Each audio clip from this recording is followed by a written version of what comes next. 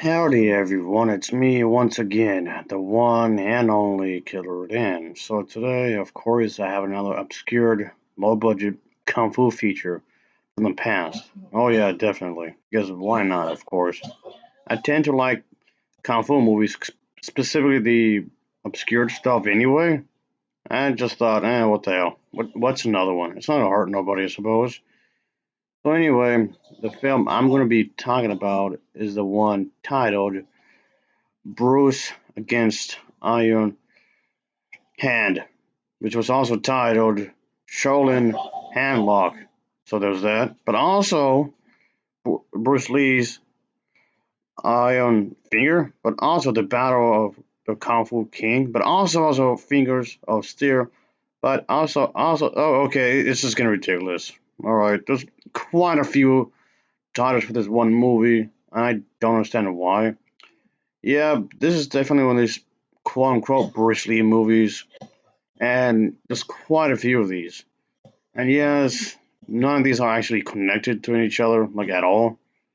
They just seem to have their own independent story for whatever reason, I suppose. And since I've discussed quite a few of these titles anyway from long ago, I just thought, okay, what the hell? I'll do another one, I suppose. Might as well, I guess. Because as I said, I like these types of movies. And of course, I prefer them over the more modern day kung fu features, which, as I've also said quite a few times before. Well, anyway, of course, like always, let's just talk about the damn story. Oh, yeah, let's talk about the plot, shall we? So here we go. Anyway, alright, it's clearly not Bruce Lee, but you can just pretend, I guess. Anyway, so the tough character arrives back in town in time to investigate a series of these odd murders.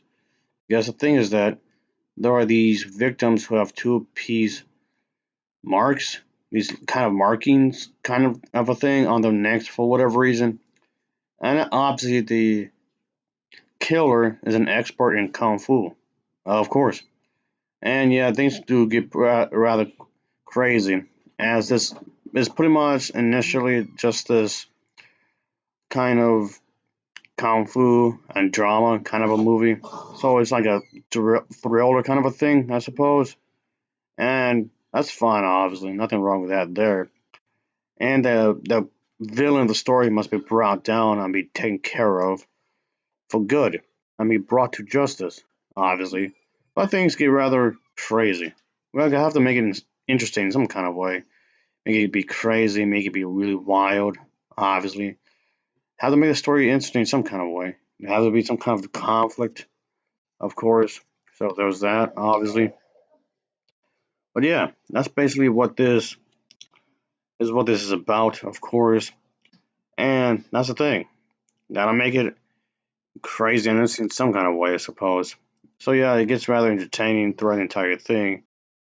While this one isn't taking place in some ancient Asian place like I would typically watch though, because a lot of these team, or well, at least a lot of those I will review anyway, would take place in some ancient town or whatever. But this one is more of a taking place in a more modern day era kind of a thing, I guess. But there's that, I suppose. Just throwing it out there, just more like up to date kind of a thing. Well, more modern thing up of the year this was taking place in anyway. But anyway, so let's start to mention that, folks, and just so you know. Of course, the main character, his fighting is pretty cool to look at, us obviously. So we have to see that the fight scenes are obviously pretty action packed. Obviously, the fight scenes are really well executed. So they are stylized. They have their own charm, is what I'm saying. I do like how they were showing how these characters can fight each other in a well choreographed manner. And obviously, I have to bring up the fight scenes, as I often do, of course. I didn't mind that really, of course, because I do think that the fight scenes here are well done. And even though I prefer to watch these kinds of movies take place in a rather, how do I say this, ancient Asian place, like I said before, usually a period piece is what I'm saying. That's typically what I would like. Really, I just believe that these films are set better in a period piece, like something like hundreds and hundreds of years ago. But this one, for what it's worth, isn't too shabby, I suppose. I didn't mind it really, and of course, there's gonna be some kung fu instructor that helps our main character, and there was that obviously. Yeah, there always seems to be like a sensei kind of a thing in these types of movies. At least most of the time, anyway. Not always, but that seems to be like a trademark in this one. So yeah, our main character is basically this cop officer visiting Hong Kong who finds himself in the midst of a case, so to speak. And as a number of martial art masters have been found dead for whatever reason, yeah, those like these things on their necks. So it's weird. So it's like, what the hell? What's going on here? What kind of a madman is doing this kind of a thing? This individual must be stopped once and for all, I suppose. And it just gets weird because of that. But like I said, gotta keep things interesting in some kind of way, some kind of manner, obviously. Because I guess it would be boring. In other words, if there's no conflict, then there's no drama. And if there's no drama, then there's no story. And if there's no story, then there's no reason for me to care, like at all. But anyway, this does have a pretty solid story. Gets pretty bizarre in little ways, I suppose. I didn't mind it. That's fine by me, of course. And by the way, this is the unedited version. Yeah, it's not the English dubbed version. I'll be talking about it's the original language version of this film. So it's the uncut version. I don't mind that. Yes, even though the subtitles may get annoying for some people, but personally speaking, that's fine. This was definitely a blast for me to watch. And yeah, this definitely has its charm. Yeah, it's kind of like this vintage style kung fu movie.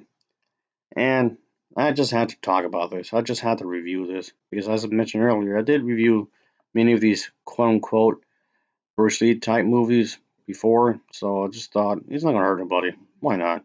What's another one? It's not gonna hurt. It ain't gonna hurt you. But nevertheless, I just thought this was pretty good as a result of the style of storytelling, the way choreographed got fight scenes. So altogether, I can't really complain too much. So I did think that this was a pretty solid entry when it comes to the cinema.